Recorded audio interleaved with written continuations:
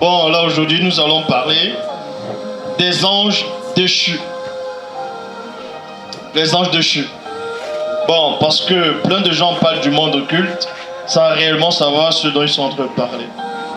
Certains disent qu'ils ont vu des démons, ils ont vu des Mamiwata, Djengu, les sirènes des eaux, sans toutefois savoir c'est quoi exactement. Bon, on va un peu dénoncer le royaume de Satan, parce que Satan a combattu, n'a pas voulu que ce message-ci soit diffusé aujourd'hui.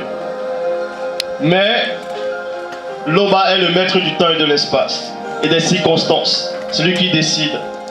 C'est donc le pourquoi je vais commencer dans Daniel chapitre 10. Avant d'aller dans le verset 12, dans Daniel chapitre 10, au verset 4, c'est un homme, un bien-aimé, qui était spirituellement avancé, qui se trouvait à Babylone, en Mésopotamie antique, où se produisait la plus grande sorcellerie, la pratique occulte dans la Babylone antique. Il était à Hiddekel, connu aussi sous le nom du tigre. Et soudainement, il a vu un homme vêtu de lin. Il était accompagné de certains personnages, mais les personnages n'ont pas vu cette entité vêtue de lin. Ils ont juste senti les vibrations de cette entité-là. Daniel, lui, était initié à la connaissance interdite, c'est-à-dire selon le Père. Lui, il a pu voir cette entité vêtue de lin. Il a donné la description de cette entité, tandis que les hommes qui ont ressenti les vibrations ont pris la fuite. Parce que Daniel combattait journellement tous les jours dans la cité de Babylone. Et il y avait un ange, c'est-à-dire l'homme vêtu de lin, qui a été envoyé par le monde spirituel, c'est-à-dire par Loba, pour annoncer la réponse, pour donner la réponse à Daniel. Et pendant que cette entité s'est téléportée, parce que les anges déchus aussi connaissent le chemin de la téléportation, parce qu'avant d'être déchus, ils restent néanmoins anges. Donc ils savent ce qui se passe quand une entité descend. Je vais dans Daniel chapitre 10 au verset 12. Bible en français courant, il dit ceci: quand cet ange-là, cet homme vêtu de lin, a apparu à Daniel, il a décomposé, il a perdu toute force, toute vigueur, parce que cette entité a absorbé sa puissance, son énergie. Et dans le verset 12, il dit, il ajouta: n'aie pas peur, Daniel, dès le premier jour où tu as manifesté ton humble soumission envers ton Dieu, virgule, en ayant à cœur de comprendre ce qui se passait, virgule, je m'arrête d'abord dans la virgule. On vous dit ici que Daniel a compris ce qui se passait. Il se passait quelque chose dans le monde spirituel. Il savait qu'il y avait un plan qui était déjà préparé contre le peuple de Dieu. Et Daniel savait ça. Il s'est tenu à la brèche. Plusieurs fois il a jeûné. Et il y avait des sorciers, des enchanteurs, des magiciens qui faisaient en sorte qu'il ne puisse pas prier son Dieu. Mais Daniel a persévéré pour l'amour du peuple, pour l'amour de ses semblables. Il s'est tenu à la brèche et parce qu'il avait compris, il avait eu cette révélation du briefing qui se passait actuellement, de même qu'actuellement, plus la vérité en train de se propager, vous voyez l'état du monde. Donc, imaginez donc dans la Babylone antique, la Mésopotamie antique, comment c'était. Dans cette entité, l'homme vêtu de lin a apparu à Daniel. Il a eu une conversation avec le prophète Daniel. Il dit ceci: n'aie pas peur, c'est-à-dire en ayant à cœur de comprendre ce qui se passait, virgule, ta prière a été entendue et je suis mis en route pour t'apporter la réponse. Verset 13, c'est là où la révélation commence. Plein de gens ont lu Daniel chapitre 10, verset 13, sans toutefois comprendre ce qui s'est réellement passé quand cet homme vêtu de lin a été retenu. J'ai déjà parlé de ça, mais une partie seulement. Mais là, on va vous expliquer exactement tout entier. Daniel, chapitre 10, au verset 13, Bible de la liturgie le dit: l'ange du royaume de Perse m'a résisté pendant 21 jours, virgule. Mais Michael, l'un des principaux anges, est venu à mon aide. Point. Moi, virgule, je l'ai laissé avec l'ange des rois de Perse. On parle bien des rois de Perse. C'est qui les rois de Perse? Ça, c'est une version. Tandis que dans la Bible, le peuple il dit, je l'ai laissé lutter contre le roi de Perse. Bible de Jérusalem, il dit, je l'ai laissé affronter les rois de Perse. Donc vous dites ici que l'ange, c'est-à-dire l'archange Michel, est resté combattre plusieurs entités. La révélation, c'est quoi? C'est que dans Daniel chapitre 10, verset 20, Bible de la liturgie le dit, il dit 2 points. Sais-tu pourquoi je suis venu vers toi? Point d'interrogation. Là, c'est l'homme vêtu de lin qui s'adressait à Daniel. Et vous allez comprendre quelque chose que vous n'avez jamais pu voir auparavant. Daniel chapitre 10, verset 20 à 21, Bible de la liturgie. Il dit 2 points. Sais-tu pourquoi je suis venu vers toi maintenant, virgule. Je vais retourner combattre l'ange de la Perse. Point. À l'issue de ce combat, l'ange de la Grèce viendra. La révélation, c'est quoi? Avant de poursuivre, l'homme vêtu de lin n'a pas seulement été retenu par un seul ange déchu quand il est venu voir Daniel. Contrairement à d'autres versions qu'on vous donne d'habitude. Il a lutté contre plusieurs anges déchus. Cet homme vêtu de lin. Donc cet homme vêtu de lin n'était pas n'importe qui. Il était puissant. À un point où il a fallu plusieurs anges pour le retenir. Donc, mais il n'est pas dit qu'on l'a battu, qu'on a eu le dessus sur lui. Personne ne me prête main forte contre ceci, sauf Michel, votre ange. Mais je t'annonce ce qui est inscrit dans le livre de la vérité. Bible du semeur, personne ne me soutient contre ses adversaires, et non contre cet adversaire. Contre ses adversaires, excepté Michael, votre chef. Daniel chapitre 10, verset 20 à 21, comme je viens de lire, mais là on va aller dans la Bible en français courant. Il reprit, sais-tu pourquoi je suis venu vers toi? C'est pour t'annoncer ce qui est écrit dans le livre de la vérité. Pourtant, j'ai encore, parce que quand on dit j'ai encore, ça dit premièrement il a déjà fait. Maintenant il dit, j'ai encore à combattre l'ange protecteur de la Perse, virgule, et jusqu'au moment où je vais aller, virgule, l'ange protecteur de la Grèce arrive.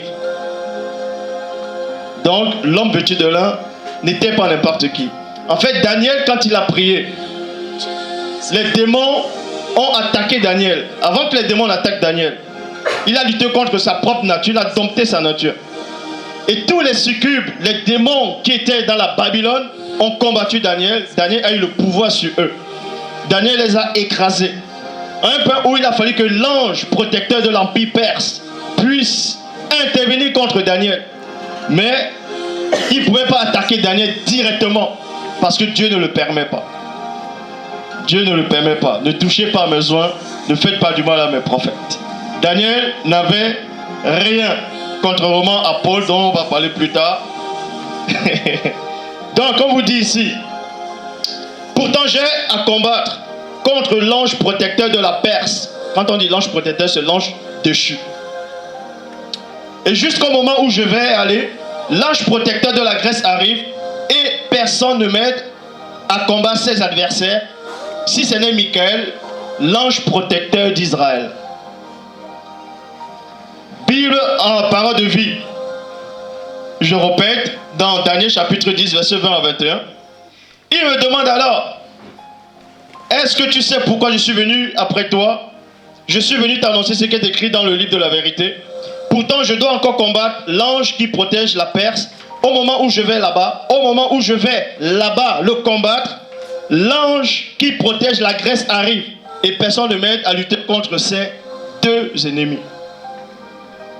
Donc, il a lutté contre deux anges déchus, à lui tout seul. Parce que ces deux anges déchus, l'ange protecteur de l'Empire perse, avait une puissance terrible, terrifiante dans le royaume de Satan. Et on va vous décrire ces quel genre d'entités dans le royaume de Satan, ils font partie de quel ordre.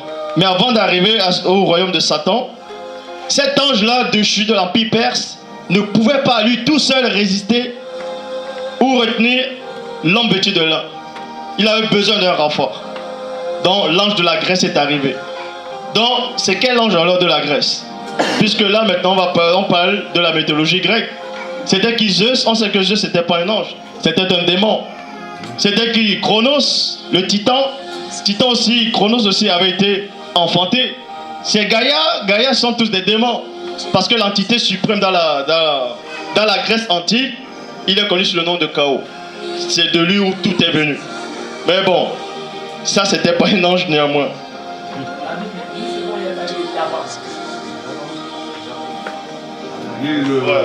Le roi de Javan. Mais ici c'est la Grèce. Daniel chapitre 11, verset 1, Bible parole de vie. Je l'ai moi-même aidé et soutenu la première année où Darius le Médès était roi. Dans l'homme vêtu de lin, il dit lui aussi avait aidé Michael. Pendant la première année où Darius de Médès était roi, il a aidé Michael en quoi? À combattre aussi. Donc il se passe des choses dans le monde spirituel vous ne pouvez pas imaginer. Ce qui se passe actuellement là, parce que vous êtes assis là, vous ne savez pas la bataille qui se produit. En plus nous sommes où? En Allemagne. Vous savez ce qui s'est passé. Vous savez l'état d'esprit qui est ici. Mais le ban y a moins permis que nous soyons là, quoique Satan a tout fait pour que ça n'arrive pas. Il a tout fait. Donc, ici en Allemagne, il y a un ange protecteur, en tout cas déchu, de cet empire qui dirige.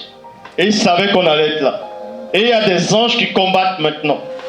Et Satan a combattu pour que la révélation n'arrive pas. Mais elle est là. Donc, on va parler de 5 groupes dans le royaume de Satan. Les 5 groupes, on va les localiser maintenant. Daniel chapitre 2, verset 31, Bible second 21. Roi, tu regardais et tu as vu une grande statuette, virgule. Cette statuette était immense et d'une splendeur extraordinaire. Elle était debout devant toi et son aspect était terrifiant. La statuette là, représentait le royaume de Satan. Parce que même dans le plan des croyants, ceux qui marchent avec le bas, l'église c'est un corps. Et on vous dit que Christ est la tête de l'église. De même que dans le royaume de Satan aussi, ça représente une statuette, un corps, avec une tête. Et ils sont formés de 5 groupes. On va localiser ces groupes-là maintenant. Daniel chapitre 2, verset 32. Bible second 21. La tête de cette statuette était en or pur. La tête de cette statuette était en or pur. Et c'est Satan dans le royaume. C'est un système pyramidal. Dans la tête d'or pur représente Satan, Lucifer, le jadis Ouin. C'est aussi le pourquoi, quand Boussi avait été fait Dieu, il y a eu un faux d'or qui a été fabriqué quand Boussi allait sur le mont Sinaï. Et le faux d'or là symbolisait aussi toujours Satan. Donc, la tête de cette statuette était d'or pur, sa poitrine et ses bras en argent. Là, ce sont des anges déchus placés sur l'argent, c'est-à-dire c'est d'autres catégories dans son royaume. Son ventre et ses cuisses en bronze. Voyez, ses ventres et ses cuisses en bronze. Verset 33, Bible parole de vie. Ses jambes étaient en fer et ses pieds en moitié en fer et en moitié de terre cuite. La terre cuite ici représente les démons de toute race dans le royaume de Satan. Et dans Éphésiens chapitre 6 au verset 11, Bible en français courant, prenez pour vous toutes les âmes de Dieu, toutes les âmes de Dieu, afin que Dieu fournisse plutôt, afin de pouvoir tenir contre les ruses du diable. Ça c'est 1. Verset 12, lui second du 910, car nous n'avons pas lutté contre la chair et le sang, mais contre les dominations. Les dominations, ça fait 2. Contre les autorités, ça fait 3. Contre les princes de ce monde de ténèbres, ça fait 4. Contre les esprits méchants dans les lieux célestes, ça fait 5. Là, ce système de Satan dans le monde occulte. Bible ostévale.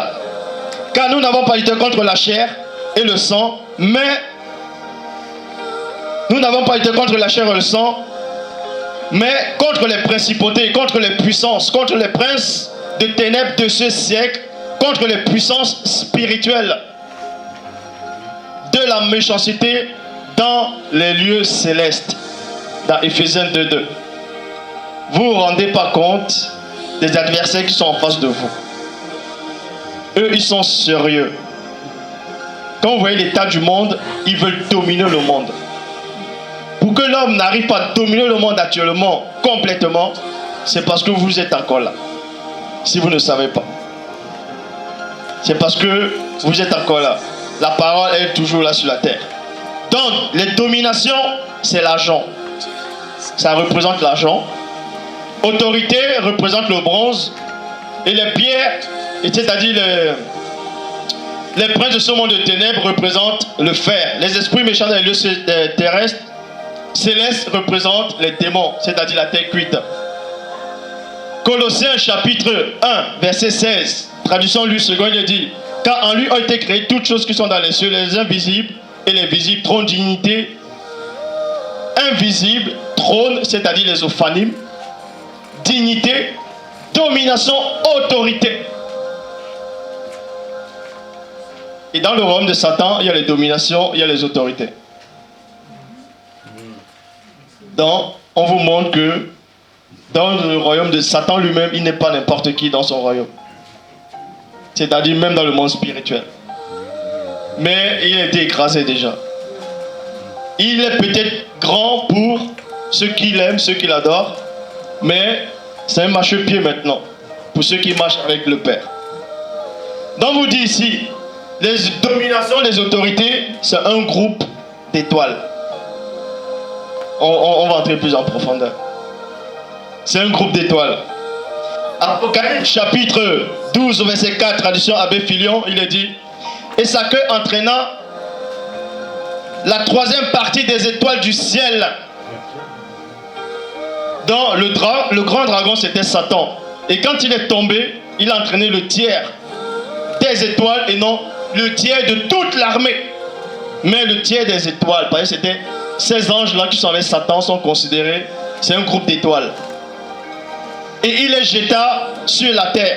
Et le dragon se tint devant la femme qui allait enfanter, afin que, lorsqu'elle l'aurait enfanté, il dévore son fils. Mais comment? Qu'est-ce qui s'est réellement passé? Daniel, chapitre 2, verset 34, Bible en français courant, il est dit ceci: tu as contemplé cette statuette, oh là, tu as contemplé cette statuette jusqu'au moment où une pierre, dans d'autres versions dit, la pierre a été lancée sans le secours d'aucune main. Mais on ne sait même pas d'où la pierre elle est venue. Tandis que dans la Bible en français courant, on vous donne l'origine de la pierre. On dit jusqu'au moment où une pierre s'est détachée de la montagne. Et c'est quoi cette montagne-là? Et la pierre s'est détachée de la montagne sans l'intervention humaine. Elle a frappé, elle est venue frapper le pied de fer et en terre cuite de la statuette et il les a fracassés. Pourquoi la pierre n'a pas frappé la tête directement? Parce qu'on frappe d'abord, c'est fragile. On frappe où il y a l'Achille, c'est fragile. Dans la pierre, bam, le talon d'Achille, ça frappe. Donc, le royaume de Satan est tombé, puisqu'on les a vaincus. Apocalypse 12 et 7. Satan a compris que son royaume, il y avait une faiblesse. Il a compris quelque chose. Qu'est-ce qu'il a compris?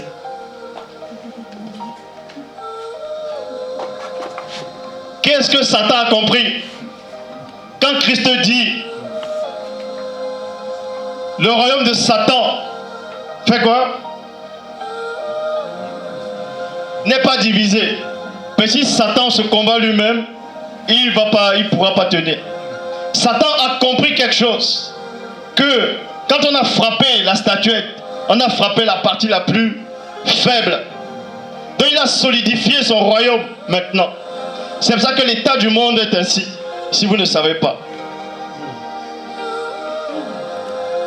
Pourquoi on vous donne la révélation dans Daniel chapitre 3, verset 1. Remarquez que celui qui avait eu ce rêve, ce songe, cette vision, c'était le roi Nebuchadnezzar. Dans d'autres versions, c'est Nebuchadnezzar. Et il n'était pas n'importe qui aussi, cet homme-là. Donc, premièrement, Nebuchadnezzar avait une statuette, il y avait l'or, il y avait l'argent, le bronze, le fer et de l'argile. Et on a renversé cette statuette-là, le talon d'Achille, on l'a frappé. Et plus tard, le même roi, regardez ce qu'il fait. Daniel chapitre 3, verset 1, Bible en français courant. Le roi Nebuchadnezzar fit construite une statuette d'or. Pourquoi la statuette d'or? Donc on a renforcé le royaume de Satan. Il a renforcé son royaume. Donc Satan, la première statue c'était, la tête c'était en or. Et toute la statue devient en or maintenant. Pour dire que Satan, c'est lui qui tient tout maintenant. La discipline totale dans son royaume. C'est pour ça que Christ dit, Satan ne va pas lutter contre lui-même. Parce que de la tête aux pieds, c'est lui maintenant. Qui commande, qui tient les ficelles. Donc, il a renforcé son royaume. Le roi Nebuchadnezzar fit construire une statuette d'or de 30 mètres de haut et de 30 mètres de large. Et il ordonna qu'on la dresse sur la plaine plutôt de Dora, dans la province de Babylone. Dans la province de Babylone. Et on vous dit ici que le roi Nebuchadnezzar était le roi des rois sur la terre. C'est-à-dire il était plus puissant que tous les autres rois. Et toutes les nations venaient se prosterner, c'est-à-dire lui donner allégeance. Et c'est ce qui se reproduit actuellement. Donc le royaume de Satan est solidifié maintenant. Et les gouvernements de ce monde sont en train de prendre le pouvoir, en train de voter des lois contre la morale. Des lois qui n'ont pas de sens. Et vous vivez dans un monde qui doit donner allégeance au jadis. Et Nebuchadnezzar, il dit quoi? Quand vous voyez péter aux États-Unis, tous les États-Unis actuellement ont voté la loi. Cette abomination, j'ose pas prononcer cette phrase, après ça m'énerve. Tous les États-Unis. Et on sait que ce qui vient des États-Unis, ça prend le reste après. Donc, eux, ils représentent ici Nebuchadnezzar, cette Babylone antique. Ils ont fabriqué la statuette d'or. Ils ont demandé, Nebuchadnezzar a dit ici, le roi Nebuchadnezzar appela les fonctionnaires, les prophètes, les gouverneurs, les conseillers, les trésoriers, les procureurs, les juges et tous les chefs des provinces pour qu'ils se rassemblent et assistent à l'inauguration de la statuette. C'est ce qui se passe dans le Sénat. C'est pour ça que vous voyez tout le temps les chefs d'État, ils vont se rassembler tous. Voilà. Pour, vous ne savez pas ce qu'ils sont en train de planifier. Mais ils sont en train d'inaugurer ces statuettes, ce royaume-là. Daniel, chapitre 3, verset 3, Bible en français courant. Tous ces hauts fonctionnaires se rassemblèrent donc et prirent place devant la statuette, virgule, pour la cérémonie d'inauguration. Verset 4, Bible parole de vie. Le maître de cérémonie cria avec force. Il y a un maître de cérémonie. Et c'est qui le maître de cérémonie? Dans ce monde, c'est qui le maître de cérémonie? Vous ne savez pas? C'est les journalistes. C'est les médias. Si vous ne savez pas, ils travaillent. Les médias vous remplissent la tête. Ils vous font croire ce qu'ils veulent. On vous lave le cerveau. Là, c'est le maître d'inauguration. Daniel chapitre 3, verset 5, Bible second 21. Au moment où vous entendrez le son de la trompette, de la flûte, de la guitare,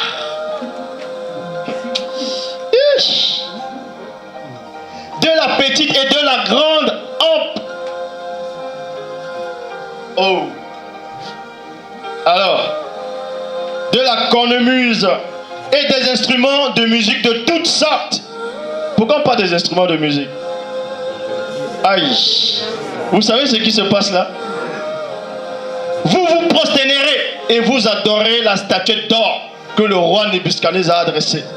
Ézéchiel 28, 13, Bible du semeur. Tu étais en Éden, dans la bonne version c'est tu étais comme l'Éden, le jardin de Dieu.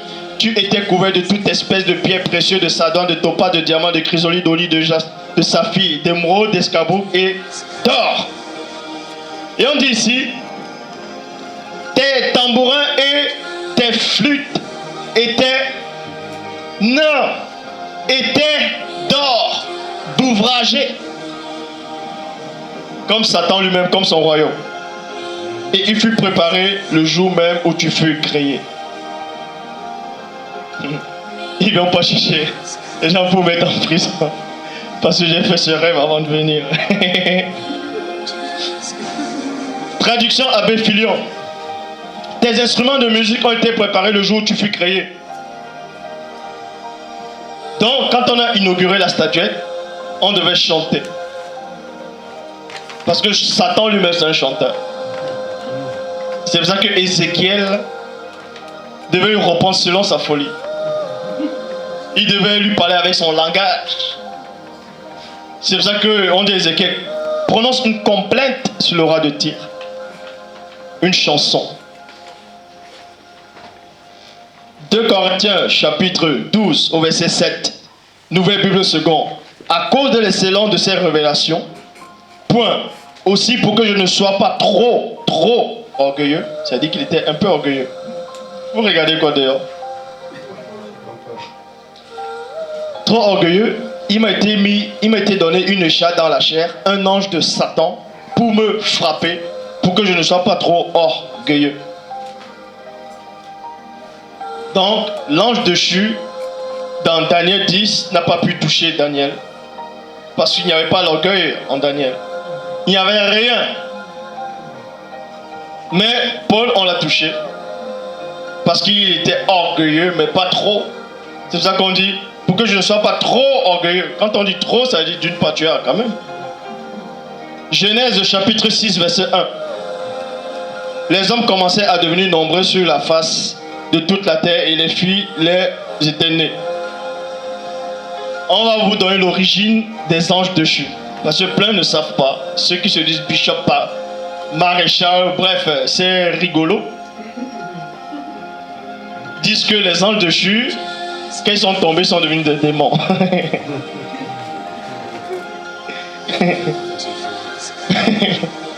Daniel, non, Genèse chapitre 6, verset 2, Bible en français courant. Bible parole de vie. Les habitants du ciel voient que les filles étaient belles et il choisit les femmes parmi elles, les habitants du ciel. Bible en français courant. Les habitants du ciel constatèrent que les filles étaient belles et jolies et il choisit pour les épouser. Bible du français Rabbinat François Zadok quand il est dit les fils de la race divine.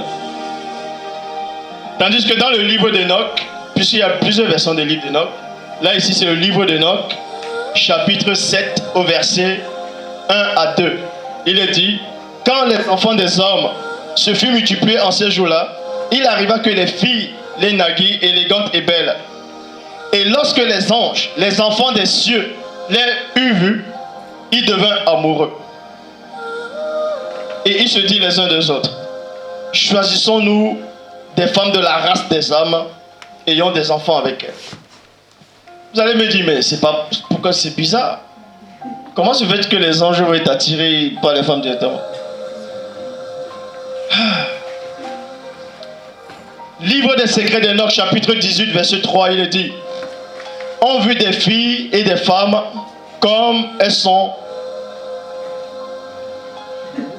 Comme elles sont. Aïe. Oui, c'est ça, c'est ce que je veux dire.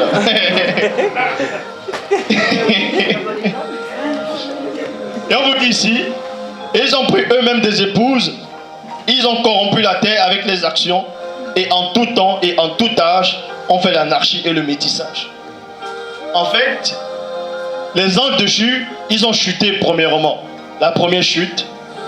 Et quand, c'est-à-dire l'Esprit de Dieu s'est retiré d'eux, c'est après qu'ils sont venus, ils ont couché avec les femmes.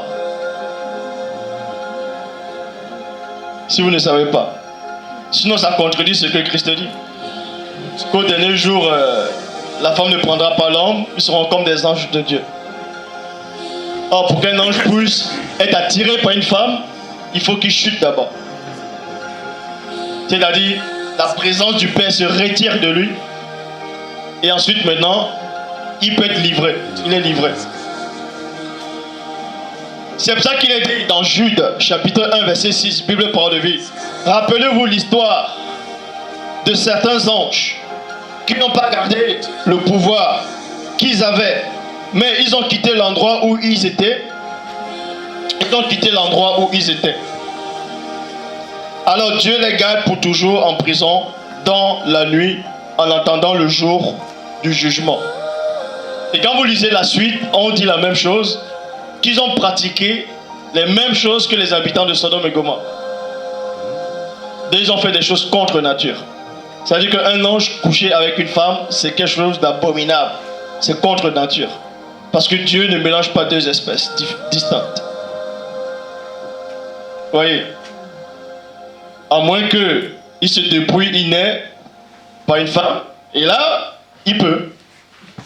Mais en tant qu'ange, ça ne colle pas. C'est contre nature. C'est une abomination. C'est une abomination. Donc là, on vous a montré le rôle de Satan, comment il est composé. Et c'est pour ça qu'il y a le mystère des Jeux olympiques. Il y a d'abord l'or, ensuite l'argent, le bronze. Vous voyez? Donc Satan sait ce qu'il fait. Et on sait que les Jeux olympiques ont été faits pour l'honneur des faux dieux grecs. Donc, vous êtes en plein dedans.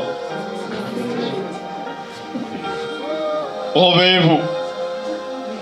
Réveillez-vous du sommeil. C'est à vous d'écrire l'histoire. C'est à vous de protéger vos enfants qui sont encore petits. C'est à vous de les tracer le chemin. Ne regardez pas l'état du monde en disant « Oh, comment on va faire il y a trop de mal. » Mais Daniel, il était tout seul ou pas? Il avait aussi des amis. Hein? Achab, Meshach et Abednego. Mais Daniel a livré un combat personnel contre les magiciens, les mages, les sorciers, les enchanteurs, contre le monde occulte. Il ne s'est pas découragé parce qu'il avait l'amour pour son peuple.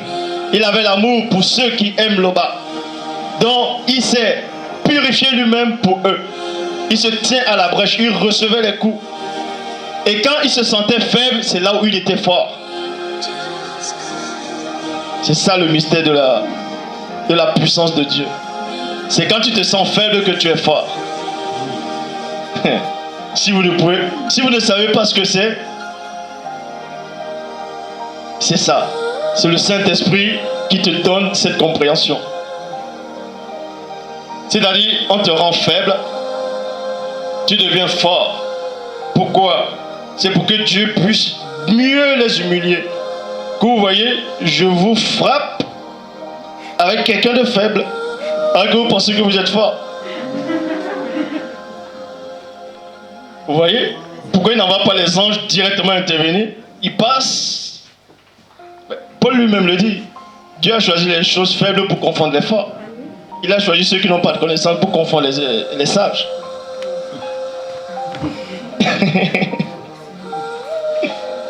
Donc, soyez vigilants. Je sais que là, il y a l'atmosphère, ça fait du bien, vous vous sentez bien, les soucis disparaissent. Et quand vous allez peut-être rentrer, d'autres émotions vont revenir plus tard. À chaque fois que tu vas être seul et que les émotions reviennent, on vient te combattre, les autres idées, les pensées noires, dis-toi que tu n'es pas seul. Dis-toi que quand tu regardais à gauche, à droite, aujourd'hui, ou devant, ou derrière, il y avait des gens comme toi. Ils sont en train de livrer aussi un combat. Vous n'êtes pas seul. Le but de Satan, c'est quoi? C'est de vous diviser. Parce que le lion, c'est comme ça qu'il fait. Il observe le troupeau, il observe. Dès qu'il voit un petit ou un blessé, il attaque. Donc, protégez-vous mutuellement. Vous voyez la mélodie qui passe. Écoutez ce instant. Sentez l'amour de Dieu. Dieu est tellement amour. Il est tellement bon. Il vous demande pas de... Il vous demande pas la lune. Hein. Il vous demande juste d'être ce qui manifeste l'amour. C'est pas dur. Hein. L'amour sincère. Vous pensez pas au royaume des cieux? Le royaume des cieux est réellement là. Et c'est les violents qui s'en emparent. C'est-à-dire qu'il faut un mérite. Et pourquoi vous posez souvent la question. Plus vous avancez dans le chemin de la perfection, plus vous sentez qu'il y a les doutes, il y a la peur, il y a l'incrédulité, il y a trop de soucis. Pourquoi? C'est normal. Pourquoi c'est normal? Parce que quand moto a chuté, il a eu peur. Il a eu le doute, l'incrédulité. Maintenant, pour revenir à l'état d'Adam, il faut repasser par le sentiment qu'il a eu. Parce qu'il a laissé ça dans un chemin. Et vous êtes obligé de passer par le chemin là pour arriver à la perfection. Et quand vous ressentez déjà le doute, la peur, ça dit que vous êtes déjà à la porte de la perfection. Voyez? Bon, j'en ai dit pour aujourd'hui. Hein.